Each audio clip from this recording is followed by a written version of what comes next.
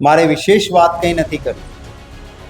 માણસમાં ક્ષમતા ગમે તેટલી હોય, તાકાત હોય, પણ જો યોગ્ય દિશા અને દૃષ્ટિ ન મળે તો એ ટેલેન્ટ, એ તાકાત એ મંઝિલ સુધી ન પહોંચાડી શકે. પગમાં જોમ હોય અને દોડીને ગાંધીનગર પહોંચી શકવાની ક્ષમતા હોય, પરંતુ દિશા બતાવનાર કોઈ ના હોય અને અમદાવાદથી ગાંધીનગર તરફ જવાની દિશાથી વિપરીત દિશામાં દોડ લગાવે તો ગાંધીનગર પહોંચવું એ મંઝિલ ના આવે.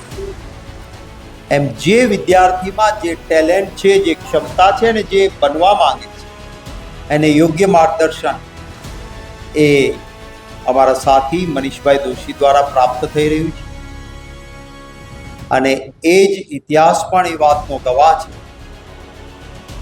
કે અર્જુનમાં ક્ષમતા એ બાણ વિદ્યાની, ભીમની ક્ષમતા હોય એ ગદા ચલાવવાની, પણ જો એ બંનેના હાથમાં એકબીજાથી વિપરીત હથિયાર મળ્યું હોય તો અર્જુન એ ગદા ચલાવીને ક્યારેય સફળ ન થાય અને ભીમ બાણ ચલાવીને ક્યારેય સફળ ન થાય.